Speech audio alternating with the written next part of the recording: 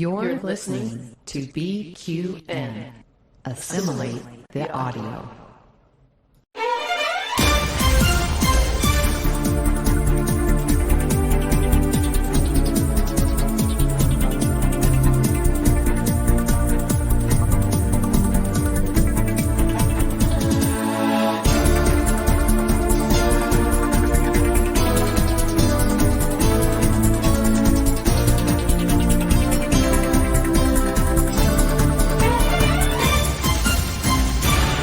Welcome, listeners and viewers, and welcome to What's the T-Bev, a Star Trek Universe podcast here on the BQN. I'm your host, Christos Generis.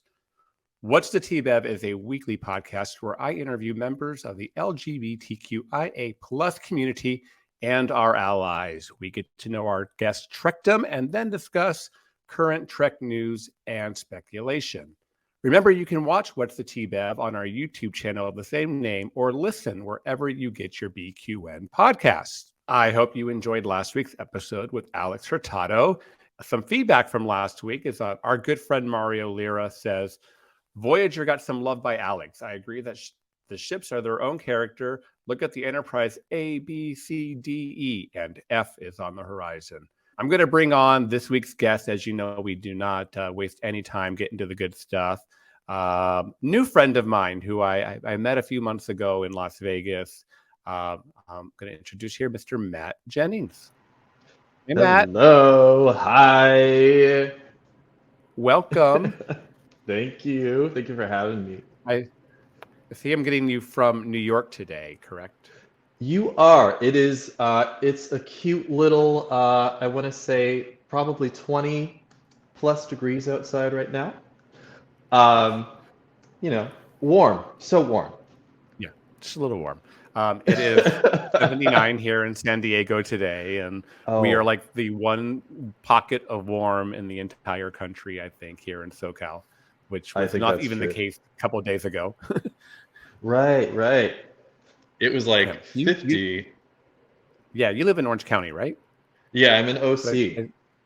All right, I remember that from Vegas. Yeah. So we have roughly the same weather for the most part. So we got some pictures here on the screen here, and I see one of them is a very, very young Matt. Can you tell us about this? Okay. So the younger picture of me is from my first convention in 1996.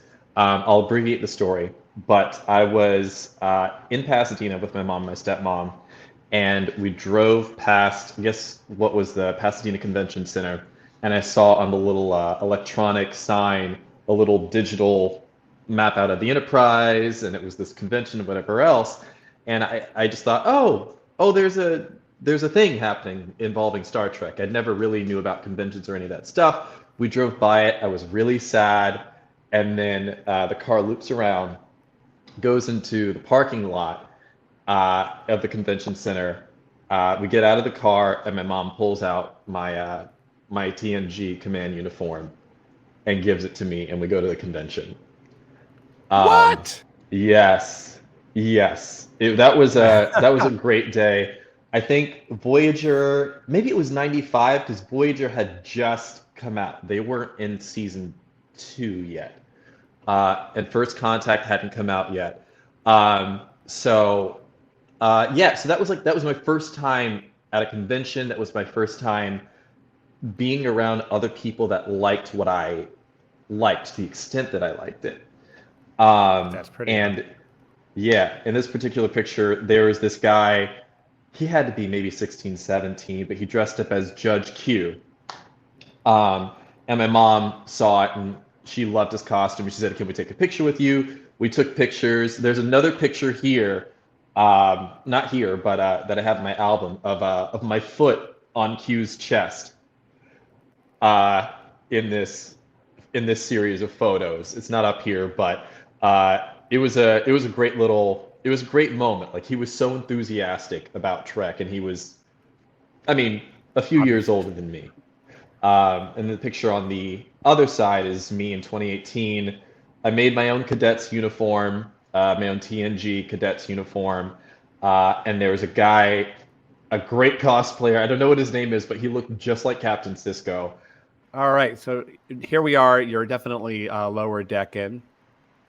I am lower decking. Okay, so short story here. I'm going to try to abbreviate this one too.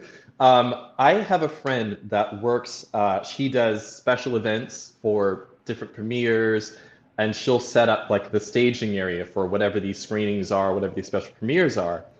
And so this was last year in September, she sent me an invite to the screening for the premiere of Lower Decks, the second season. And she said, "Hey, I can't go to this, but you can go. I know how much you love Star Trek. Why don't you and a guest go?" So me and my friend Mem, we both went to the Lower Deck screening, and it was at the CBS Lots studio. And yeah, I got to meet Mike McMahon. Some of the other voice actors were there. And it was amazing. And I'll say, Mike McMahon is one of the nicest, most genuine people you will ever meet. He's a major Star Trek fan like the rest of us that got to make his own Star Trek show. Yeah. I have yet to meet him yet, but I just get that feeling. I have his season 8 of TNG book that he kind of did. I think that kind of got him. I mean, I had that before Lower Deck, so I kind of like to claim that, if you knew, you knew, you know what I mean? But right. Yeah. But yes, he definitely is living the dream of going from fan to author to like literally making his own Star Trek show, which is amazing. And the show's amazing. So and the show is just, and the love is in the show. The love of Trek is in the show. And there's nothing more refreshing than to see, someone that loves what they are doing. It's beautiful. And then on the other side of this picture is me dressed up as Rutherford. I think I'm a mixture. My personality, I'm a mixture of Boimler and Rutherford, nice. Just in terms of my personality. So yeah, it's me. For people that are listening, yeah, I'm dressed up in my Rutherford cosplay, and I'm holding 2 tribbles. Yeah, not a bad thing. And here you are looking very introspective. I think this may lead. Is there a story behind this one, or is this more of a plug for your special project? Well, there is a story behind this one. Initially, I was just trying to look emo and sexy in my captain's chair. But what happened is I shared this photo on Twitter, and I think this is 2017. I shared it on Twitter, and I may have tagged William Shatner in it because I put in the caption, "Risk is part of the game. You want to sit in that chair." And that's from what Captain Kirk says in Star Trek Generations. Yeah. And so William Shatner retweeted the picture, and then the caption of his retweet, he said, "Feet off the furniture."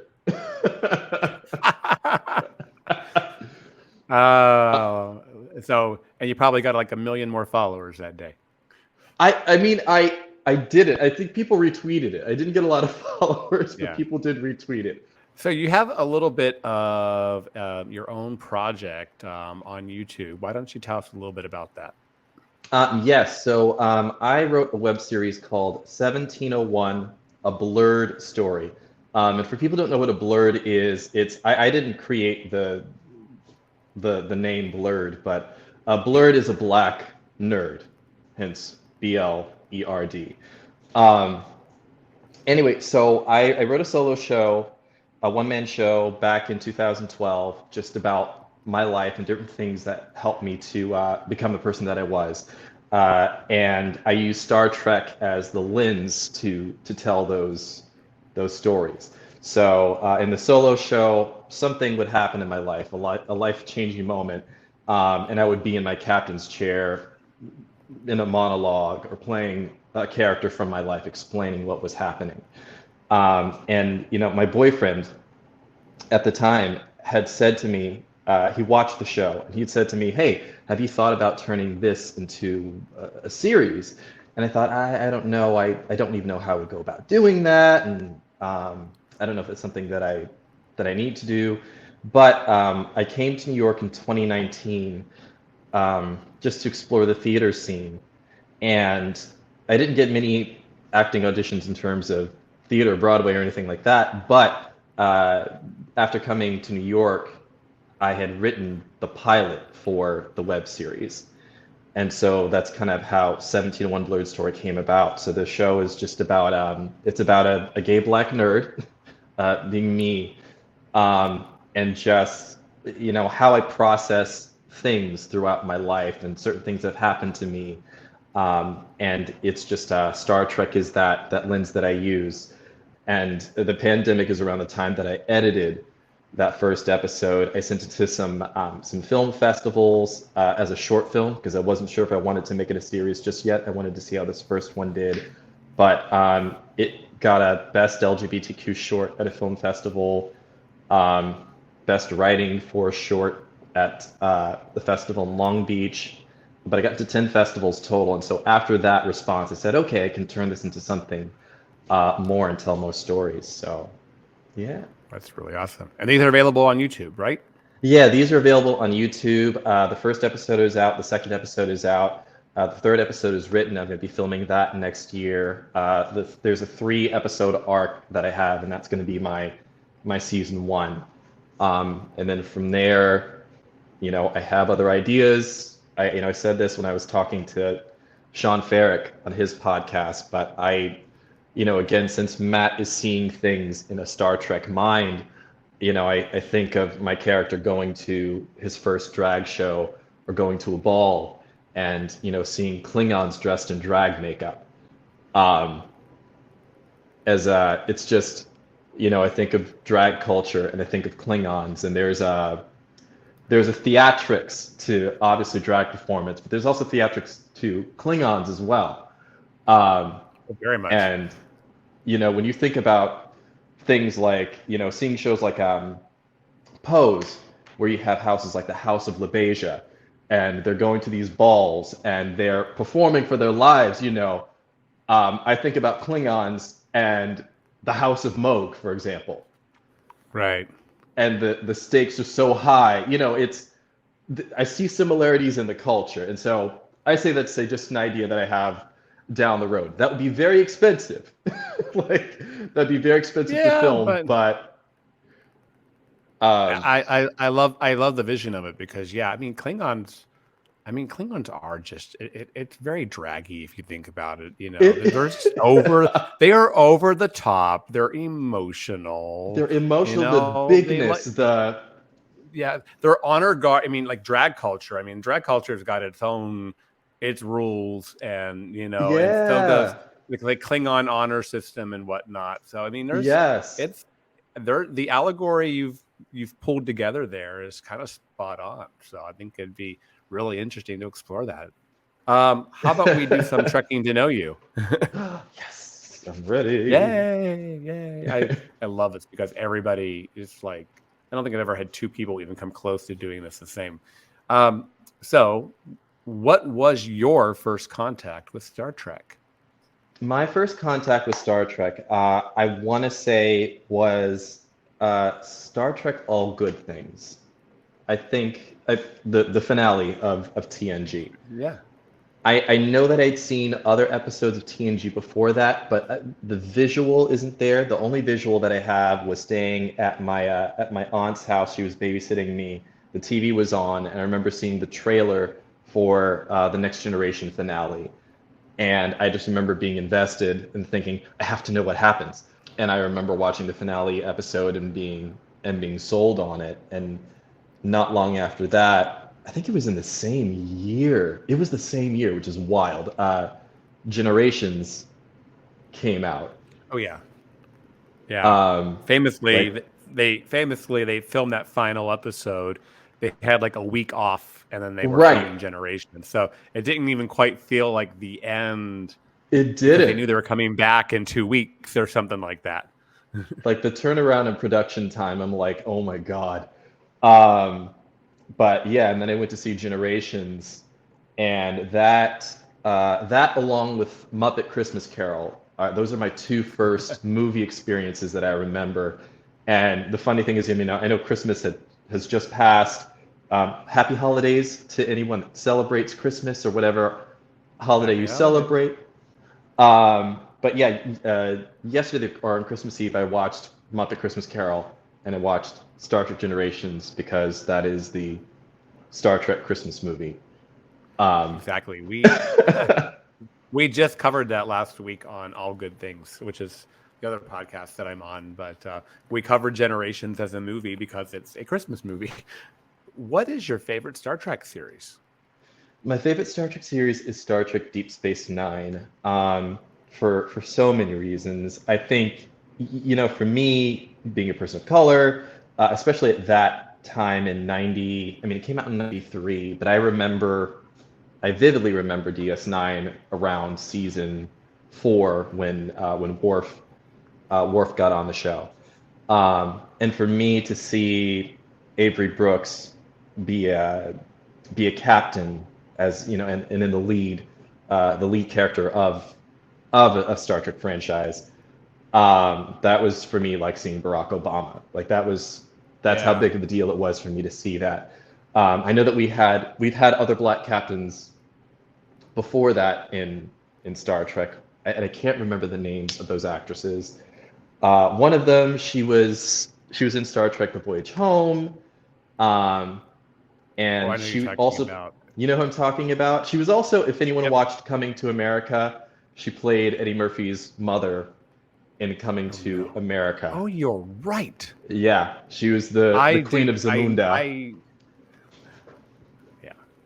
Yeah, God. Yeah, and they used her again. She was also a captain. She played Geordi's mother. Geordi's mom, right? Yeah, I knew that. And then there was another black captain, another female black captain in season 1 of TNG. It was the conspiracy episode. And I think up until Kirk was the youngest to be captain, and then in that episode, she was like the youngest to be the captain of a starship. So like I remember those representations of people of color and people of color in command, but it was never the focal point until. It's one thing for it to be a guest spot or here, like, look at this, but to say you're a series lead, that is big, and I just remember I never understood why it was such a big deal. I mean, I understand why it's a big deal to you. Right. I never understood why it was a big deal to people who were against it. Like for me, I mean, being a Trekkie who grew up, I was probably 16 when DS9 came on. It made perfect sense to me that we would have a black captain, or a year later we'd have our first female captain, or like this is supposed to be the future. I mean, come on, you would think we'd get our act together by then, but people who want to, for me it was just very natural. I guess is the right word to say that we would go that way, but other people had to be like, oh, why, why's it got to be that? I'm not going to watch this show. I'm like, why would you deny yourself that? I just people. But that's what Star Trek. That's a big part of what Star Trek is, right? It's always pushing the boundaries, and now we've got Disco pushing, boundaries in the LGBTQIA space. Which absolutely, is like it's about time. It's about time, and I'm happy to see it. I'm happy to see it now. I wish that I had seen some of that when I was coming out, as well. I mean, I think we had Jadzia Dax. We had Jadzia Dax in DS9 as some kind of semblance of queer representation. Yeah. And it was more like coding. Yeah. Yeah, I mean, it was, it wasn't spot on, but there was something there. And then for me, I always say, and then we had the decon chamber scenes from Enterprise with Trick Tucker, and that's when I knew for myself personally something was happening with me in terms I'm right there with you. I kind of wish as a younger child there would have been some representation, because I probably knew from 3 or 4 years old that I was different Yeah. in one way or another, and definitely knew by the way I was being bullied in high school and in elementary school that I was different, even though I was trying to be in denial about the whole thing, because that's what was expected growing up in Ohio in the 80s and 90s, early 90s. Yeah, that representation on TV, just to know that people like you exist and it's okay. Because up until like me being in high school, anytime you saw queer representation on television, it was usually to make them the butt of the joke. Or it was, it was like, a guy in bad drag, just being, or that flamboyant queen, which is great. We got, but when we're, I think the first time we saw like a regular gay guy on TV was Will Truman on Will and Grace, maybe playing the lead on a role. But even then, his character got stupid and stupid as time went on. But in the first few seasons, he was a pretty just put together person. And yeah, I just wish, I'm glad Star Trek's getting it now. And I know they wanted to do things back in the day, the networks back and in whatnot TNG. were against it. Yeah. Yeah. I wish we would have got that queer episode that we didn't get, but me too. Yeah. But it's nice to see it fully on the way to being fully realized now, instead of being compartmentalized the way it was 20, 30 years ago. Yeah, I just literally last week finished a complete rewatch in 5 days of Disco season 4. We'll talk more about that later. And I just love how like in one sentence really drops, oh, my wife is there. Which moves right on. Like it's just said, and it like it's no longer even a big deal. It's just like, yeah, my wife. It just is. Yeah. It just is. And that's okay. Yeah. I hope she continues in season 5 and they continue to. I really enjoyed The President this year. Oh my God, The President. So I watched that season 4 premiere with my mom, and we were both on the fence about The President at first, because we were watching her. We didn't know it was up. We didn't know. Looking at her. Like, are you in Burnham's corner, or are you out to right? Like, what are you? Are you here to shake some stuff up? We don't trust you yet. Yeah, my mom was like, I don't like her. Yeah.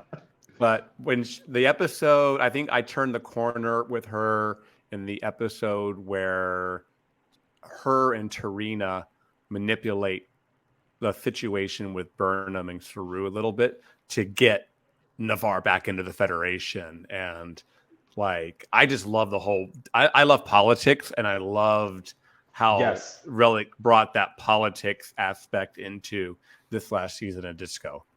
It was very Deep Space Nine, and in the politics of it, and the complexity. I think season 4 of Discovery, I think, has been the most emotionally complex, the most politically complex in terms of storyline.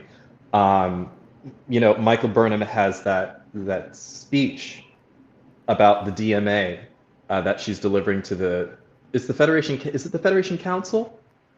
Yeah, and guests, because they let guests in. They let some non-Federation members in because it was such a big issue. Right. Yeah. And Book also, had a very valid reason for how he felt. And whereas in the past, with another TV show, I would have said, no, Michael's right. I get it. It's just, I saw both viewpoints and I felt conflicted because I could see both. Now, that mid-season finale, Book, takes his ship and he goes off. And, I remember, because I I was here. I was in New York when I went to when I was watching it, and I remember the scene where Michael she's running to the shuttle bay, and Book just takes off in the ship, and there was this part of me that was just like I wanted to walk up to Michael with some tea and just be like, well, I don't know what you gonna do, girl. What you want to do? Right. Like, Well, like I know. what you Well, I'm gonna like, do? I like did not plan on dissecting season 4 here, but like I struggled with Book in season 4 because I like the character. I loved him in season 3. I like Yeah. Book, but I'm like his anger and grief. They made him do so many things that any Yes. one of those things would land somebody in a brig. But Oh yeah. steal a spore drive. They buy and use isolated weapons. They kidnap a Starfleet officer. They fire on a Starfleet ship. They conspire with Ndoya to sabotage Discovery. I'm like any one of those things. I mean, they turned him into Khan. They turned him into this like vengeance-based person who just got hurt really bad and wanted revenge. And I'm like. I felt, and I guess somebody had to be that for the season, but I'm like and felt in some ways, I mean, you're hurting a really good character, and I don't like that because I'm having a hard time forgiving. Like, okay, spore drive, okay, you stole the spore drive, okay, you just fired on the Discovery, you just used isolated, yeah, like it just kept on getting worse, and I'm like, okay, at what point? I mean, I was convinced he was going to stay dead. Because I'm like, okay, there's no coming back from what he's done. They're just going to kill him. But they didn't do that. I was convinced too. Yeah, I mean, it was either he was going to stay dead or or in terms of Michael Burnham and his relationship, I was like, there's no coming back. I'm like, that's it. I struggled with it too because I also liked Book. I think again, in terms of what happened to him, I think it's easy for us to say that we wouldn't do this, we wouldn't do that in a certain situation. So in terms of Book going on that journey, I kind of went with it because I was like, the stakes that are involved, what's happened to him, I don't know what I would do. If someone came after a family member, a loved one of mine, I don't know what lengths I would go through. Also, I want to say right now, I am not a murderer. I'm not putting that out there right now. We are talking about a fiction series here, folks. Yes. Oh boy. Well, let's get us back on track here. What is your favorite Trek episode? Okay. My favorite Trek episode, I've got a few. I've got Far Beyond the Stars from season 6 of DS9. I have to be in a very specific mood to watch that episode because it is kind of a heavy episode. I've got Tapestry. I don't know. Tapestry. See, I don't know. Tapestry. Tapestry is a very personal one for me because every now and then I have that introspective moment, and I watch Tapestry from TNG. I guess as a moment to reflect on my own life. The last 10 minutes of that episode where Picard he's in a science uniform, and he has that moment with Q, and Q says to him, this Picard, never took command of the Stargazer Bridge. He never did this. He never did this. He played it safe, and he never got noticed by anyone. And Q just starts to walk away, and that gives me chills because Matt, the person doesn't want that to be his story. Right. And so I occasionally watch that as a reminder to myself to keep going. So for shits and giggles, I really like the two-parter Year of Hell from Voyager. Yeah. I think that is some of the best if not the best, that I've seen Voyager in terms of in terms of its storytelling. I wish that because I know there was a plan to make that a season long arc, and I think that would have been yeah, and they probably would do that now, although it wouldn't be 26 episodes. But right. Yeah, they didn't want it to be serialized like that. They wanted it to be. Yeah. They didn't want to take the chance that people weren't keeping up, although it was on regular network television. So it was wherever it was showing consistently for the most part. But yeah, even though DS9 was kind of already starting to pull that shit. Yeah, they were. I mean, and if you think about it, DS9 went, I want to say, from like the end of season 2 all the way on to the end of season 7. DS9 was like, that was a serialized, you know, story arc. I mean, they had break off moments, but in fact, what I hate about rewatching DS9 now is like you'll be trudging along in the middle of like a 4 or 5 episode arc. Like you'll watch Sacrifice of Angels, which literally kind of picks up. I mean, that arc starts with the end of the finale of season 5, where DS9 gets taken by the Cardassians and the Dominion, and it kind of continues all the way on to where they retake DS9, and then the following episode is like a fun episode about it's the wedding, Orphan Jackson's wedding. You're like, how do we, wait, what? We just went from this big battle to this wedding episode, and it's almost like when they jumped out of serialization on DS9, that was more distracting than just keeping with the story. Because I'm when does the story advance more?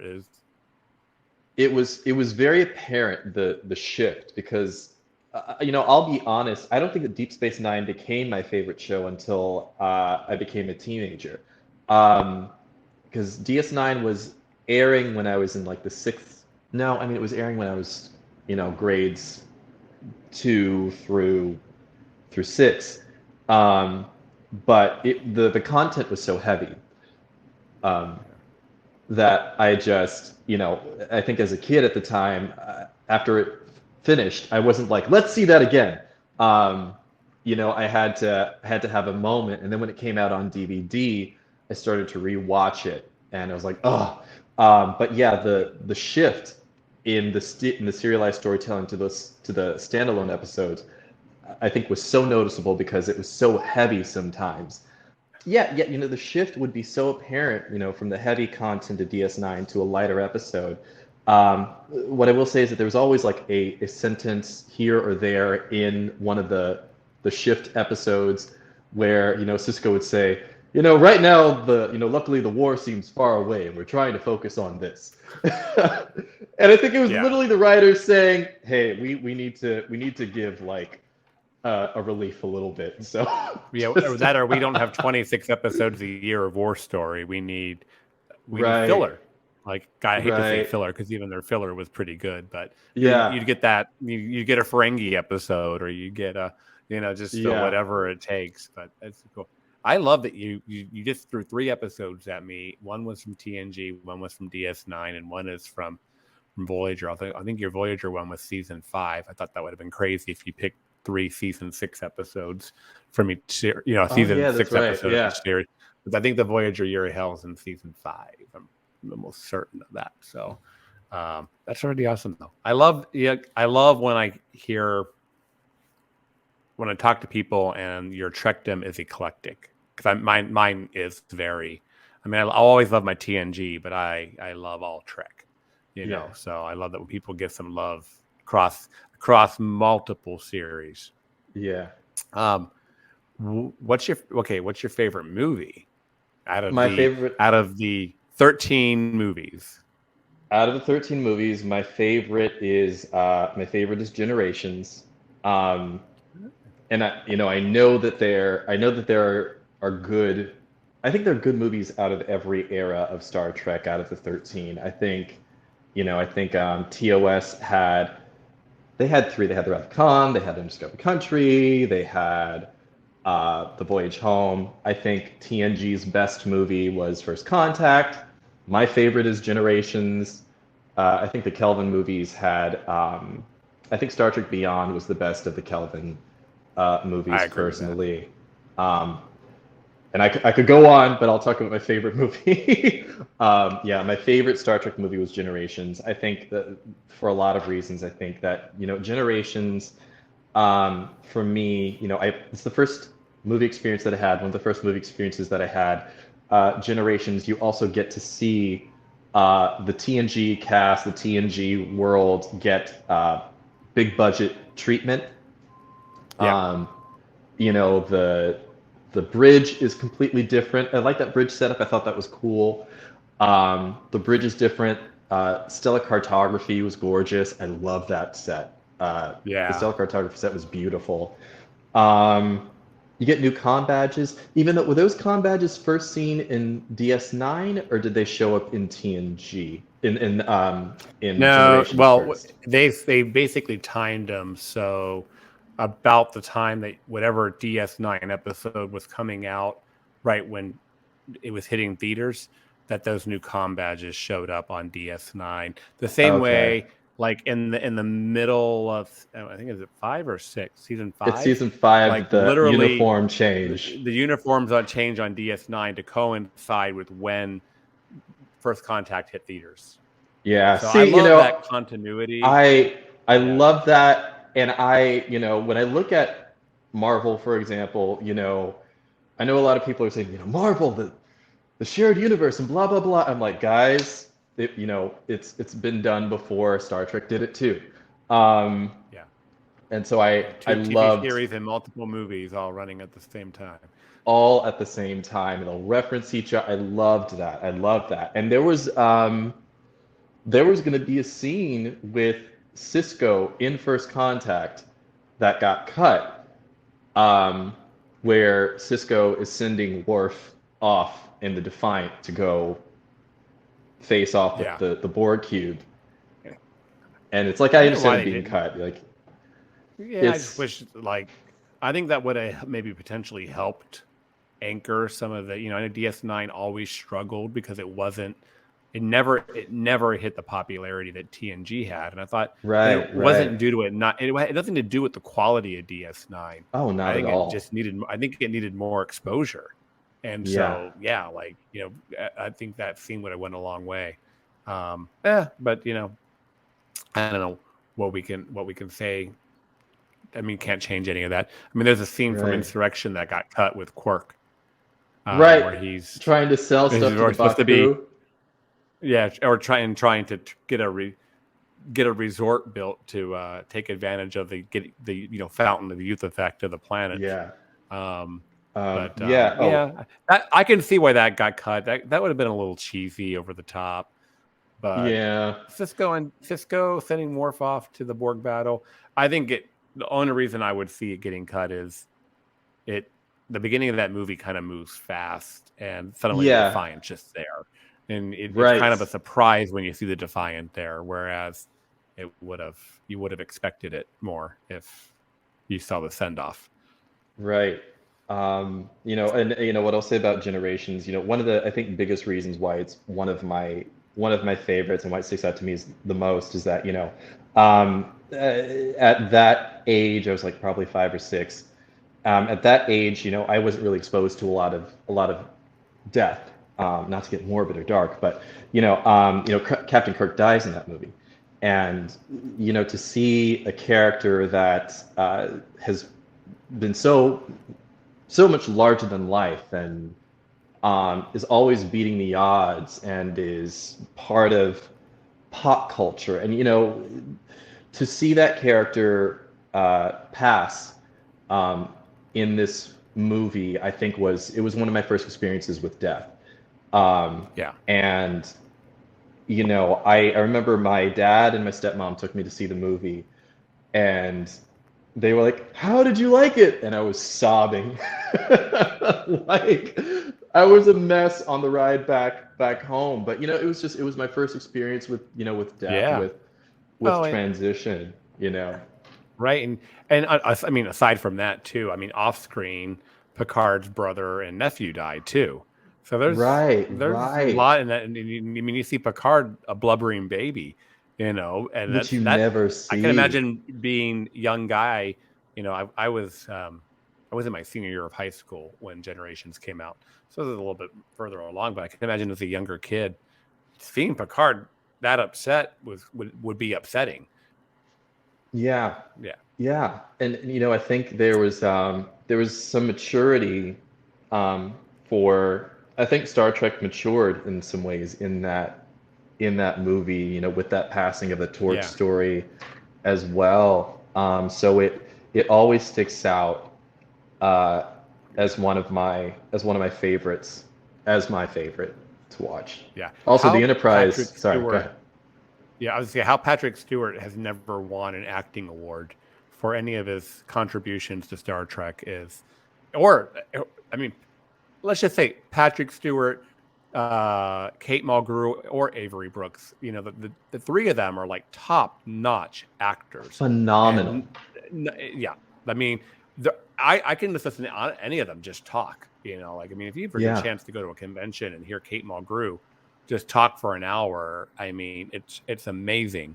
I know Avery doesn't quite do conventions anymore, Right. but yeah, it's just they're interesting people just when they're being themselves, but their Yes. acting contributions have been have been huge, and to be snubbed year after year by the Emmys is kind of ridiculous. But I think that's just unfortunately, we in terms of the entertainment world, we're still in that place where we don't take, things like science fiction, we don't take it seriously.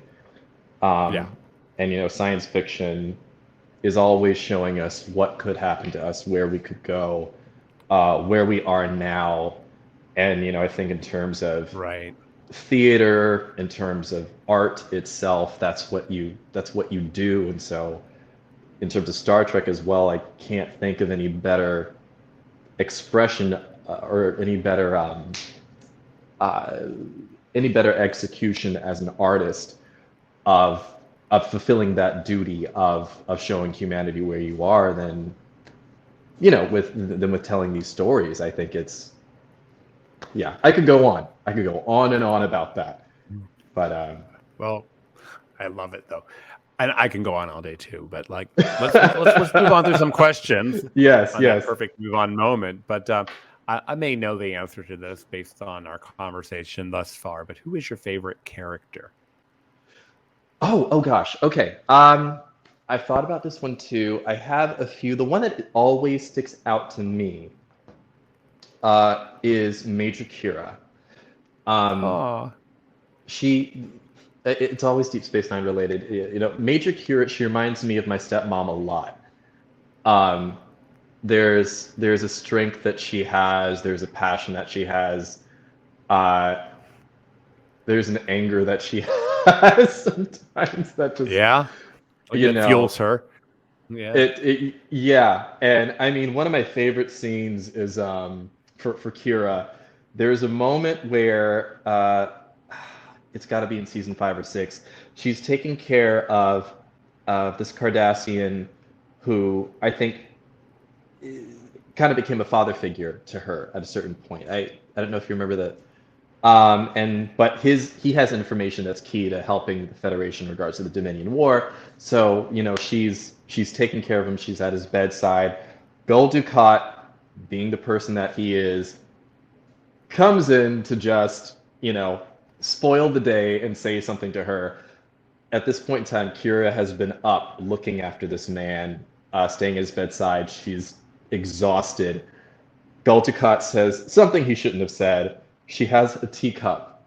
She picks it up after Gul Dukat says something, and she hurls it at him across the room. I mean, Gul Dukat just barely misses it, but it was just one of the moments where I was like, "This is why I love Major Kira." Yep. I love Kira too. I loved Kira from episode 1 of DS9. Yes. I knew she was my favorite character, and Yes. 7 years through, and then all the time in between that we've had since, she still remains my favorite character on DS9. Although, I mean, I love a lot of the ensemble, the cast, and the recurring cast of DS9. But yeah, Kira. Yeah. And if you've ever met Nana Visitor, Mama Nana, she's got the goods to back it up as a human being, on top of playing an excellent character. I have yet to meet Mama Nana, but I really want to. I follow her Instagram. She's always sharing these uh I don't even want to Life say hacks. self-help life hacks. It's just I love that stuff. So I'm always following that, resharing it because I think it's such good information. But yeah, and I also love Captain Sisko, but the relationship between Sisko and Jake, it reminds me very much of the relationship between my father and I. My dad and Avery Brooks actually share the same birthday. Um, Ah, so yeah, those are my that's pretty. those are my favorites. Yeah. Oh, okay. Well, did we answer then? Did you inadvertently just answer who was your favorite captain? Because you didn't. Character was Kira, but you were talking a little bit about Cisco there. But is Cisco Oh, your favorite captain, or I I think it's going to be a tie between Cisco and Anson Mount's Captain Pike. oh, Um, okay? Come on, Daddy Pike. Daddy Pike, Daddy Pike. Yeah. Anson Mount as an actor has, and maybe the part was just made for him. He's got this suave, this suaveness, Yeah. and it reminds me very much of William Shatner from '60s Trek.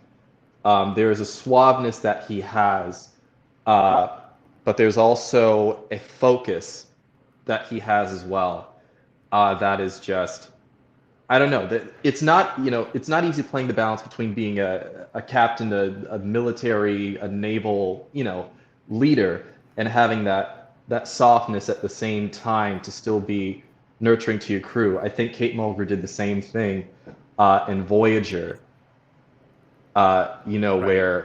Where when it was go time, it was like, no, we're making the decision. This is what we're going to do. Well, And then, and it never, yeah, yeah, her crew, the crew, both crews, Voyager and Enterprise on Strange New Worlds, it's like they can have those down times, say like when he's cooking in the kitchen and his quarters, right, but then also know when the shit hits the fan on the bridge, where that chain of command is definitely in play, and people right. know their place.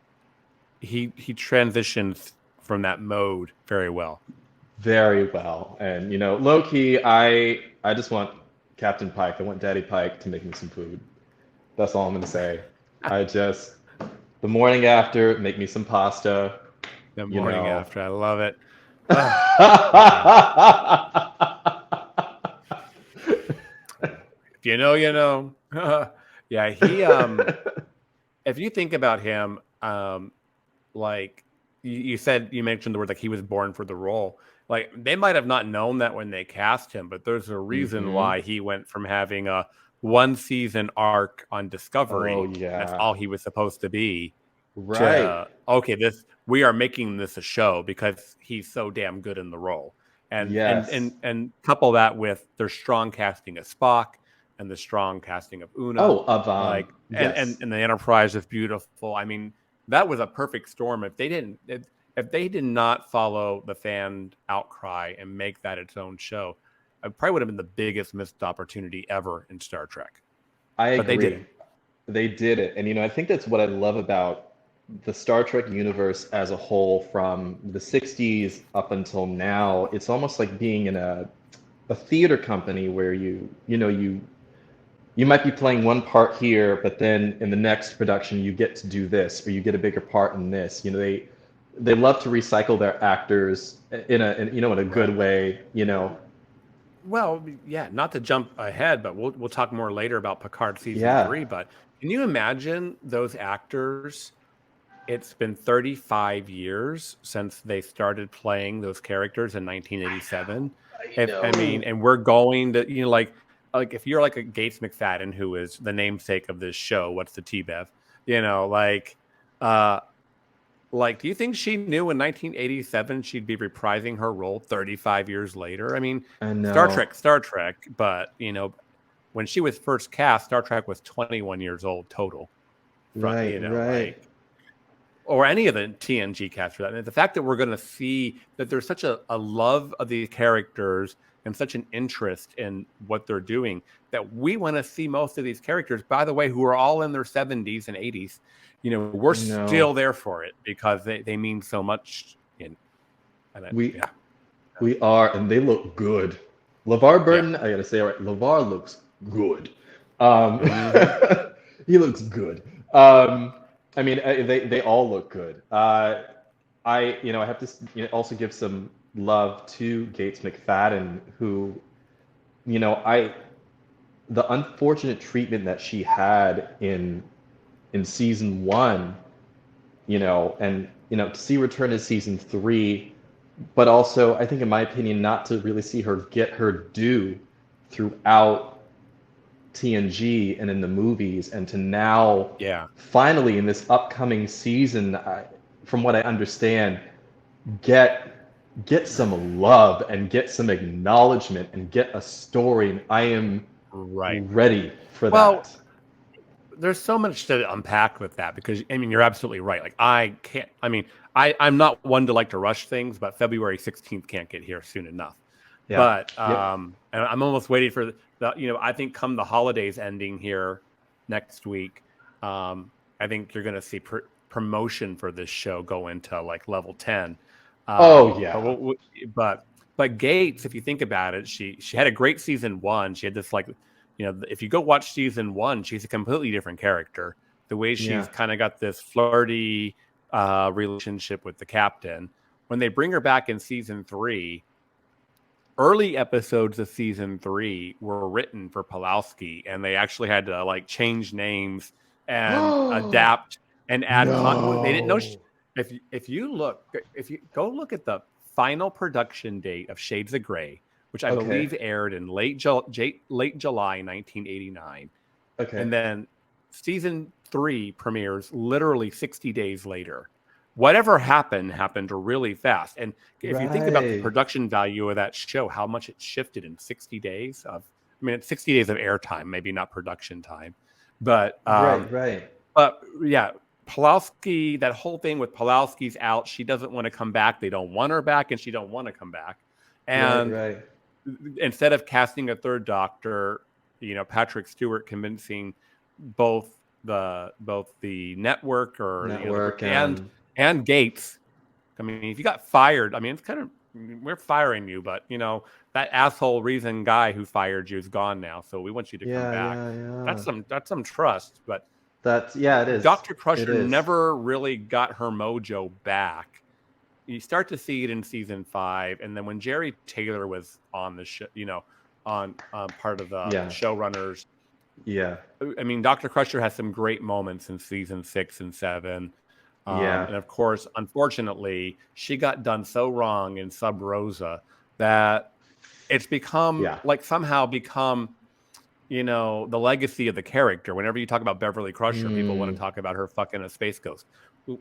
But and it's just remember that was that's just one episode, and I've talked about Sub Rosa before, but and then she really got done wrong in the movies.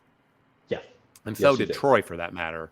Yes, I am very happy that they've said it over and over again, but season 3 of Picard is really going to be about Jean-Luc, Beverly, and Riker's supposed to have a strong role. I'm ready for the proper send off as they have how it's been referred to. Yeah, me too. I'm ready for that too. I want everyone to stay alive. If I could have my cake and eat it too. Stewart talks about a movie potentially. Yeah.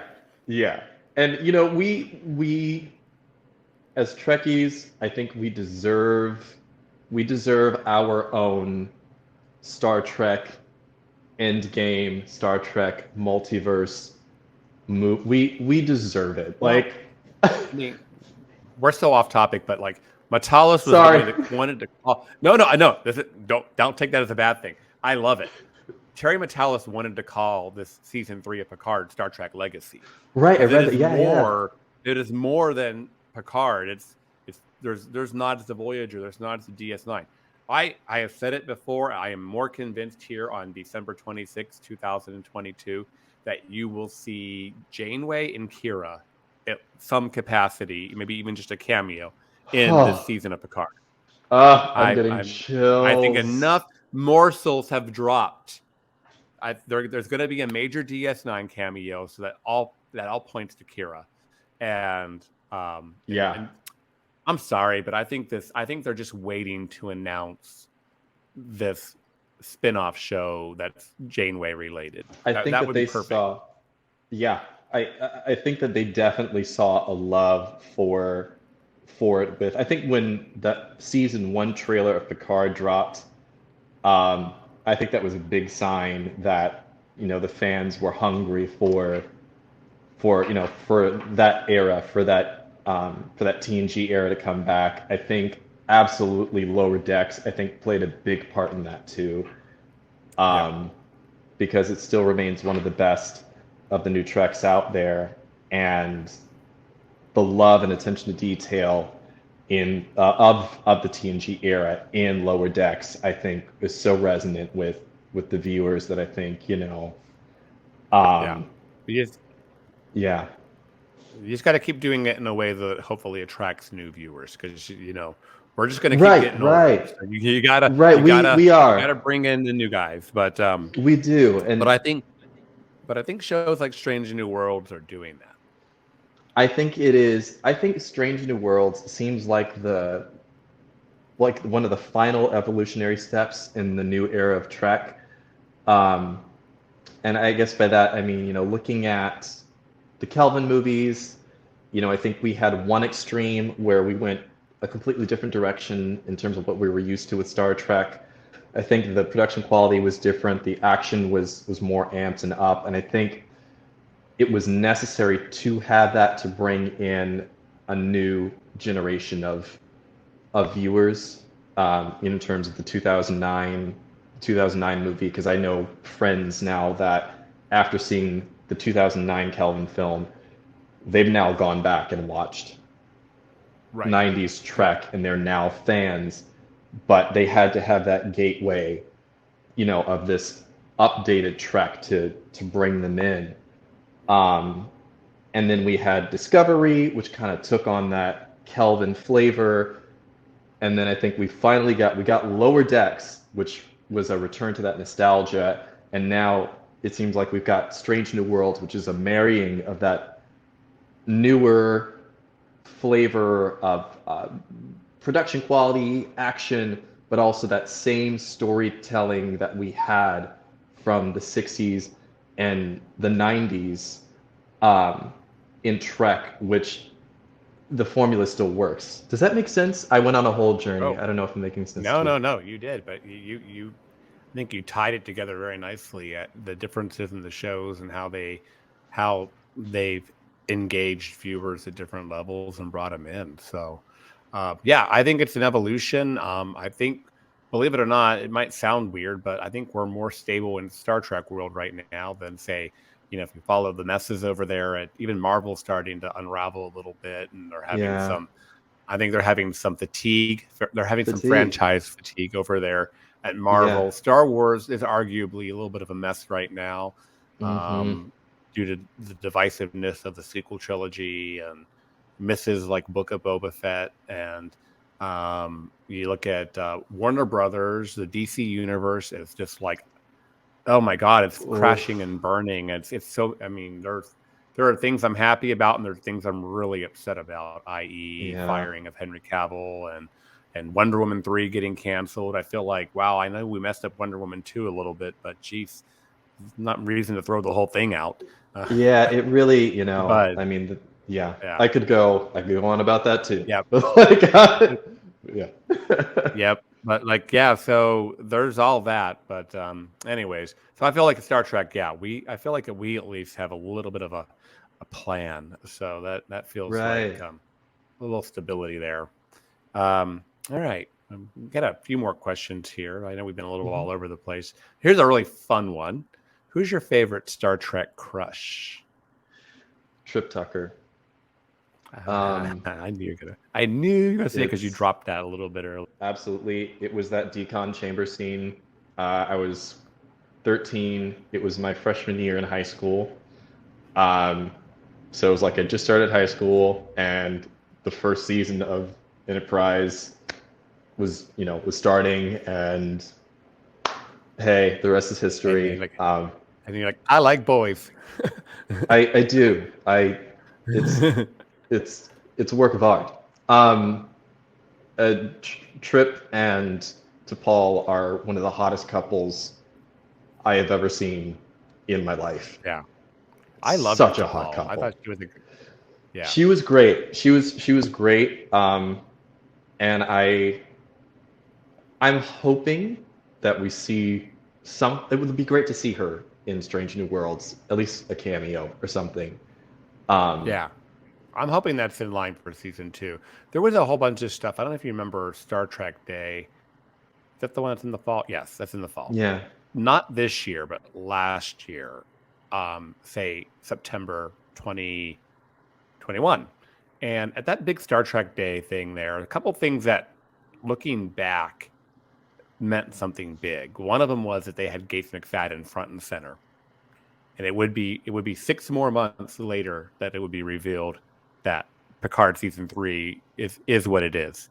Yeah. But really, Gates McFadden was already working on Picard season 3 at the time. Right. And Jolene Ballock was also there, and Ballock, whatever her last name is. I'm sorry, somebody will correct me. But she hasn't had shit to do with Star Trek since the end of Enterprise, and after she felt the whole cast was done so wrong, with their finale and being canceled, not just canceling them, but she's even making their finale be about TNG. Yeah. But so the fact that she was there was symbolic, and if by then they were well into filming season 2 of Strange New Worlds. So yeah. My superstitious zeitgeist tells me that we will see T'Pol in season 3 or season 2 of Strange New Worlds. I would be happy to see that. I think Sorry, go ahead. I think I just realized why I like T'Pol so much. She's very much like Kirstie Alley Savick.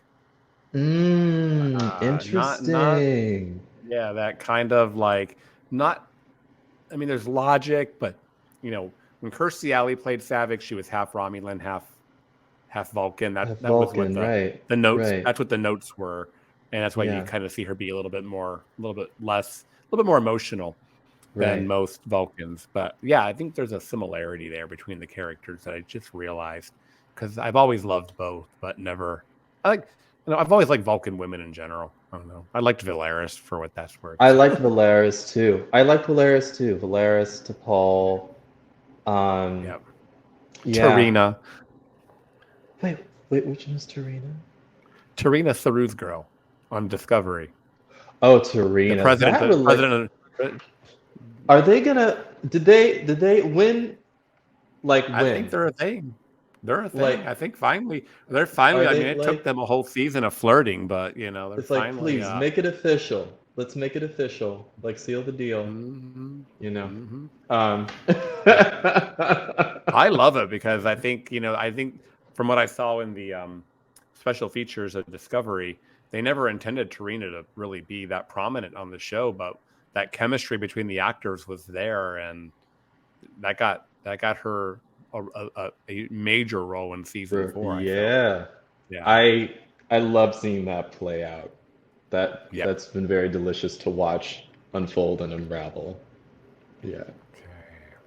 All right. What is your favorite starship?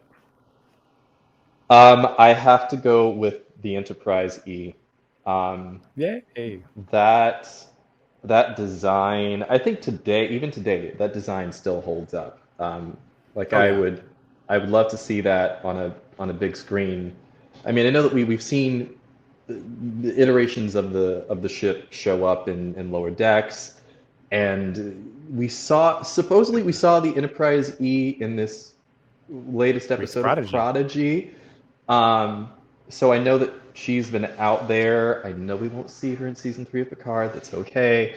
But I say all that to say, I think it's a beautiful design. I remember seeing First Contact in the movie theater, and I remember the flyby shot of that ship, and I just remember the audience going, "Ooh!" And I was obsessed with that design after the movie came out. I tried to build a model kit of it. I was 6 years old. I did not do well, but yeah, I'm in love with that design. I have a new question for you that we're kind of testing out, and we don't have to dive too deep into it, but do you have a preferred uniform, a Starfleet uniform that just, of all the Starfleet uniforms we've seen in the day, is there a particular one that sticks out for you? Oh God, you're asking me to pick my favorite child. Don't make me choose. Oh, especially from the cosplay world, it's like. I know. Oh gosh, what's my favorite muffins? I mean, I love the First Contact uniform. I've been obsessed with that uniform ever since it came out. I like the First Contact uniform. I like the Kelvin uniform. Not the Kelvin TOS uniform, but the Kelvin ship. Starship uniform. The one that Kirk's dad wore. Yes. I thought that was cute. I like Discovery's new uniforms that have come out. I think those are very interesting. If I were to go out to, like, I don't know, a club or a bar, I'd probably wear the Disco Season 1 uniform. That jacket, those pants, it's very Rhythm Nation, Janet Jackson flavor. Yes. That was my last guest suggested that question, and I'm like, we're gonna try it out. All right. What does Star Trek mean to you? It means love. I think that Star Trek is kind of a guidebook on how to treat yourself and how to treat other people. I think I always say that I had 3 parents growing up. I guess technically 4. I had like my dad, I had my stepmom, I had my stepdad, dad, stepmom, mom, and I had Star Trek.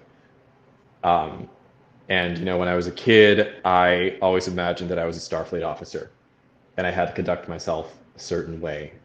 I feel like Star Trek has had that like profound effect. I mean, we wouldn't be sitting here talking about it on some obscure gay Star Trek podcast if it had not impacted us like that. You know what I mean? Like, yeah. I mean, that's why. I mean, it's you might ask like casual guy, what does Star Trek mean to you? Oh, it's good action. But those of us who are going to conventions that do cosplay, that are doing fan films, or doing art with it the way you are, you get it. So yeah, I love it, or we get it, I should say. Yes. Yeah. All right. Deep breath. Now we can go into the next phase. News and speculation. And okay, the tea. Yeah, there's some tea. There's Bev. I might just start using this picture for like. That's the face. That's the face that she's giving. Yes. Like, what? Yes.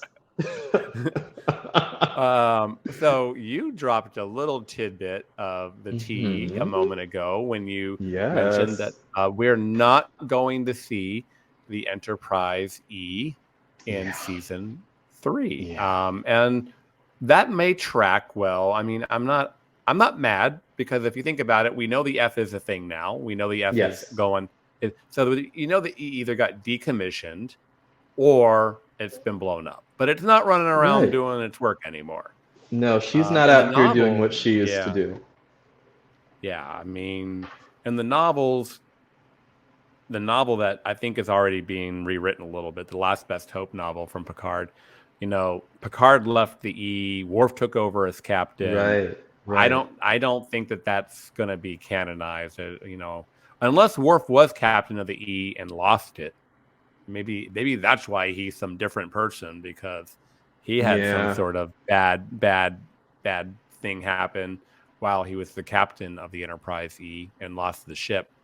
Don't know. More speculation there, but Yeah. I do think that also further, Patrick Stewart at Comic-Con had mentioned that we see two Enterprises, and including their old ship. So I think it's the D that we're going to see.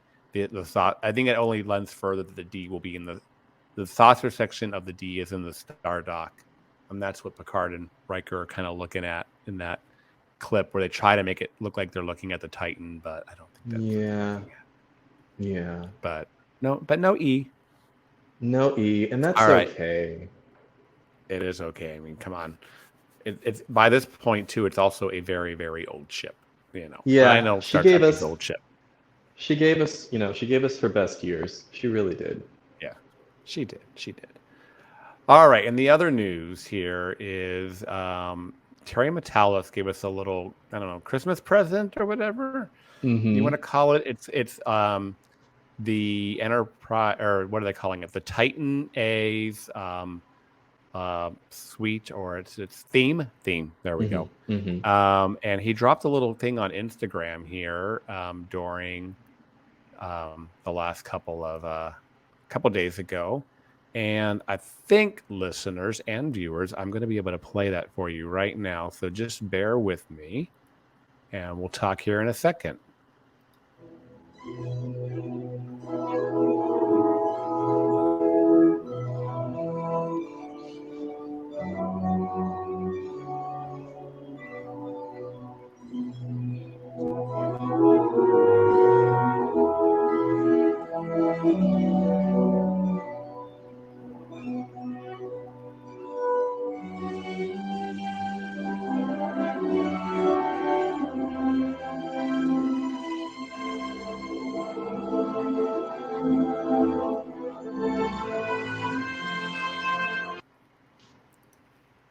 All right, that actually worked. Yay.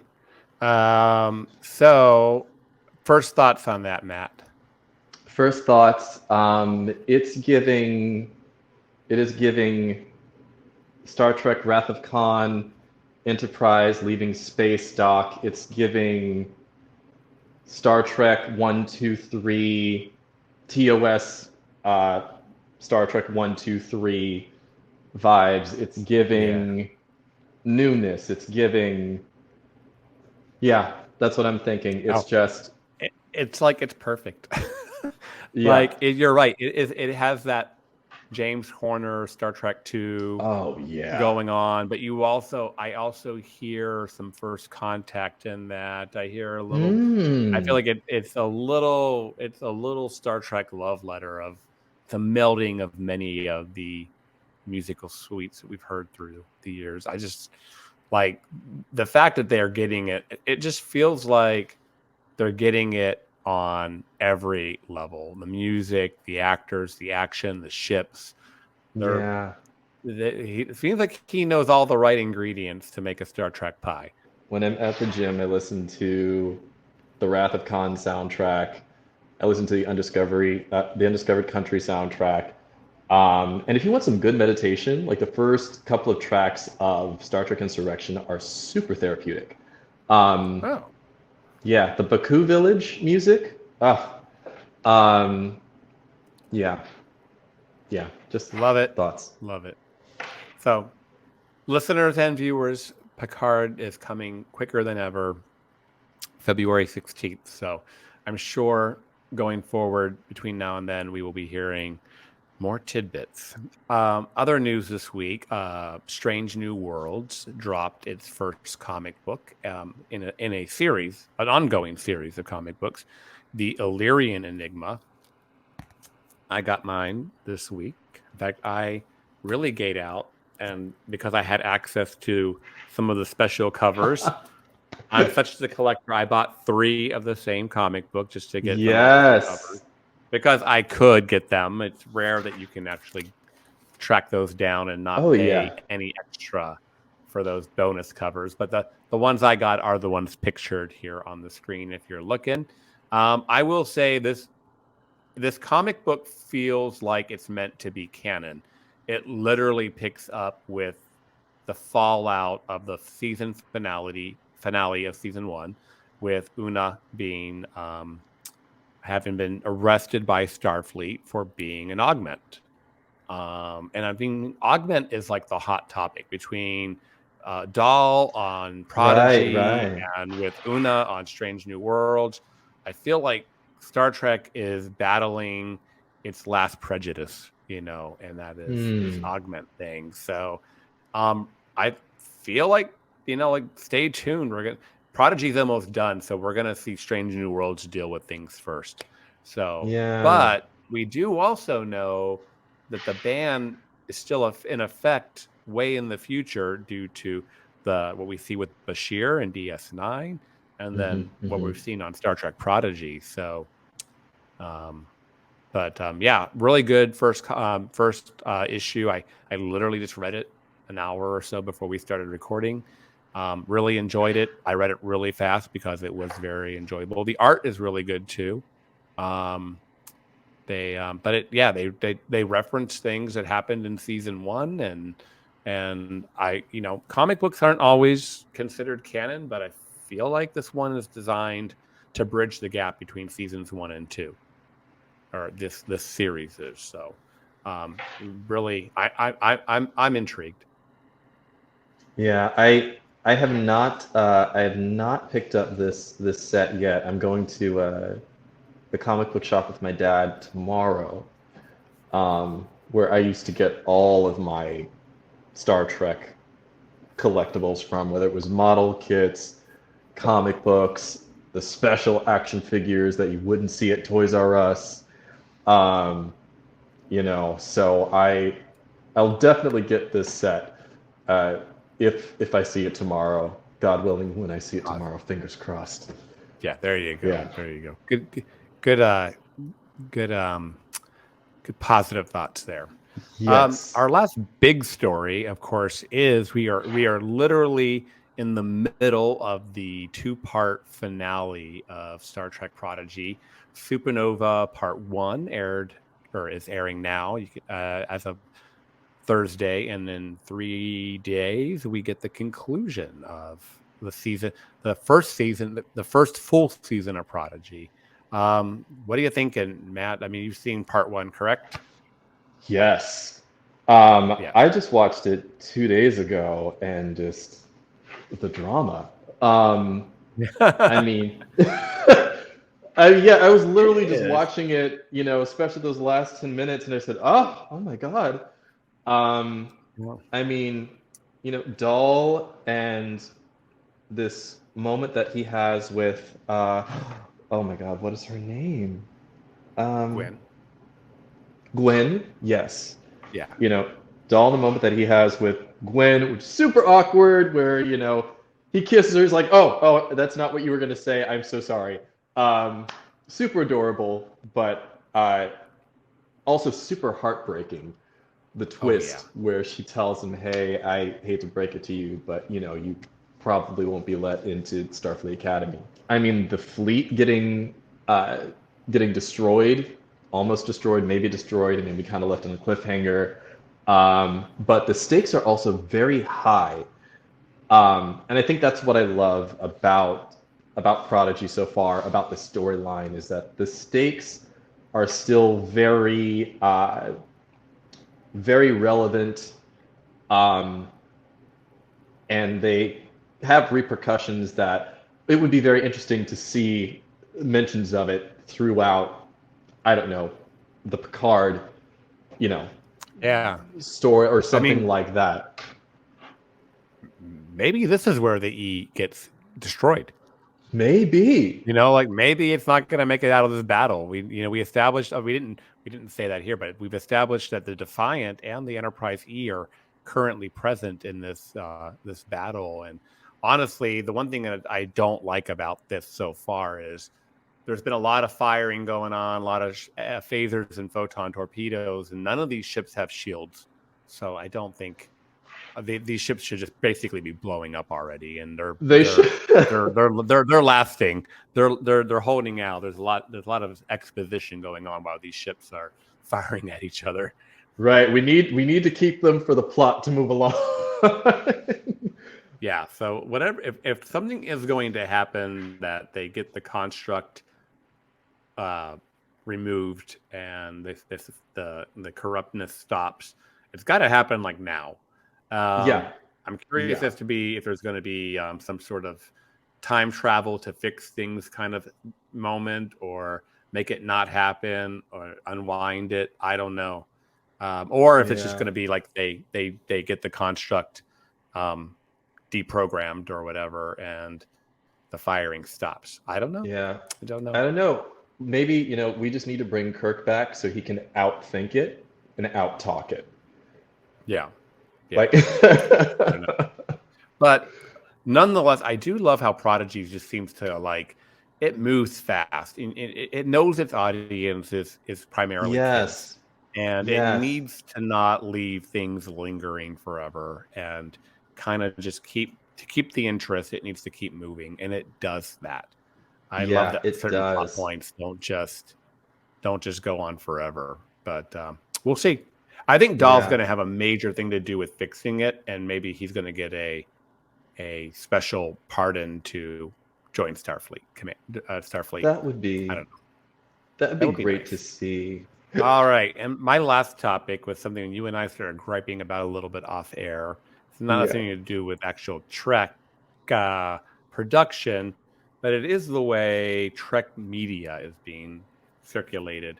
And what I'm talking about, listeners, are me recently discovering or rediscovering Star Trek physical media, in terms of getting season 2 of Picard on Blu-ray and now season 4 of Discovery.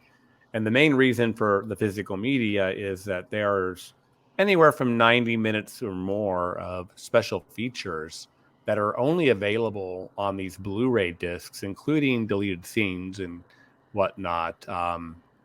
And they're not available elsewhere. If you go buy these seasons, are available to buy on, say, like iTunes, or still available to watch in Paramount Plus. But if you want to watch a 30-minute featurette with, Sonequa Martin Green about her evolution as a character becoming captain, you're only getting that in the season 4 Blu-ray. And if you want to hear David Bloss and Terry Matalas talk about the Stargazer ship and the construction of the set, it's only available in the DVD. I mean, there are some very, very, very, very abbreviated versions of some of these interviews that are sprinkled here and there, and maybe they do share the gag reel eventually online. But other than that, these special features are only on Blu-rays, and it's very counter trying to get rid of physical media in terms of having a better environment where we're not using plastics and paper and whatnot. So, Matt, what do you think about it? Star Trek and their way they're releasing. I love special features. I love the production part of any series, movie, just as much as I love the actual, finished project itself.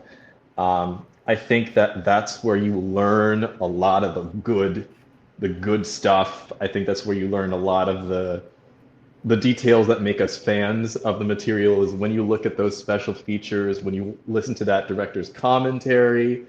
I think that's where all the good stuff is. And I think, I understand, on one hand, you don't want all those Blu-rays and DVDs taking up all that space in your house.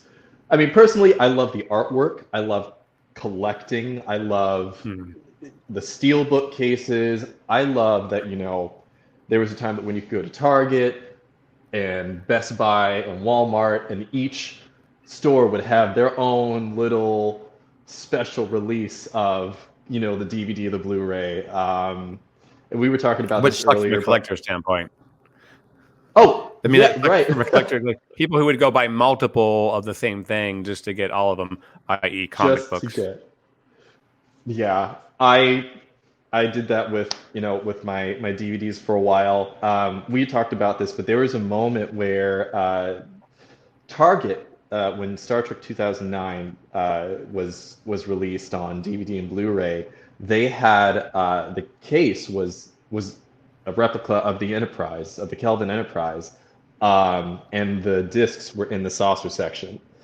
And I thought that was like the coolest release that I'd ever seen. Um, but yeah, when you go digital, unfortunately, that those special features aren't on the digital download, and you kind of, I also think from a production side and for the people behind the scenes that are working on on these projects for hours and hours and hours, we don't get to see those people uh, when we don't see the special features. Right. I guess my only wish is that they'd make it available. Like, if you want to make the physical media for people who still want to buy it, go ahead. But if I pay relatively the same price on iTunes for the season, that hour and a half featurette or deleted scene should be there. That's all. That's all I'm I asking. absolutely I think agree. I so. As absolutely agree. consumers, we have a choice. I might not asking Paramount or CBS to spend any more money than they already are. I love that, first and foremost, that they make these special features. I just don't want to have to buy a Blu-ray set. I'll buy it on iTunes if that's what it takes. But I would love them to make it available via iTunes, not just on a physical media form. But anyways, just listeners, viewers, give us our thoughts on that. I'd love to hear what you think about where Star Trek is in 2022 in terms of physical media releases versus making things digitally available, even, of course, for a price. So, well, Mr. Matt, thank you so much for coming on this week. I appreciate it. Thank you. Thank you No, for having me. no problem. I know we had some technical difficulties, and if I do my job right, our listeners won't even notice. You'll never know. No, never know. Okay. So we would love to hear what you thought of today's episode, and we hope you'll join our Facebook group, the BQN Collective, to continue our discussion there. You can also tweet your thoughts to @What'sTheTBev. We would love for you to reach out. Please follow the network on Twitter and Instagram at BQN Podcast. Don't forget all our other great shows on BQN Podcast, like Galaxy Class, All Good Things, Union Federation, Infinite Diversity, Mickey's Marvels, and History with the Zalagis, and our newest show, Trexperts, where if you go back a few episodes, you will find Mr. Matt as a contestant. So, Matt, where can people find you? So you can find me at 1701 Blerd. That's my Instagram handle for my web series 1701 Blerd. So again, that's at 1701 Blerd. You can find me personally on Instagram at MLJENN. The YouTube channel for the web series is just going to be my my YouTube channel. You can find the link on the 1701 Blerd bio. You can find the link in the bio for the episodes for the series. So just go to 1701 Blerd on my Instagram, go to the bio, and you'll see the link for episode 2. You'll also find episode 1 there as well. Give the series a watch. It's made for Star Trek fans. It's made for queer Star Trek fans that just happen to see their lives as a giant Star Trek episode. So please watch. Awesome. And we'll drop the link too in the show notes, as well as some social media posts. So you can find me at Greek Geek SD on Instagram, Twitter, and I will now say PlayStation. I'm gearing up for our Star Trek Resurgence game, so hopefully we'll make some Star Trek friends on PlayStation Network. You can also find me at What's the TBev on Instagram and Twitter as well, or in the BQN Collective, like we spoke about. Please hit like and the subscribe button here on YouTube, Apple Podcasts, or wherever you get your podcasts, and leave us a star rating and a written review. That helps others to find the show. At this time, we would like to thank our associate producers, Mr. Davey Willett and Matt Harker. Thanks, guys. If you would like to help us keep all of our shows coming to you each week, you can become a patron of the network on Patreon. Join the Hive to enjoy It's Green, Amy's Math Moments, and other network perks. With a monthly subscription of $5 or more, you can join our meetings with the Hive Mind on the second Saturday of each month. Visit patreon.com/BQN to get all of the details and watch your messages. Thank you guys for listening, and join us next time for more tea on What's the Tea, Bev?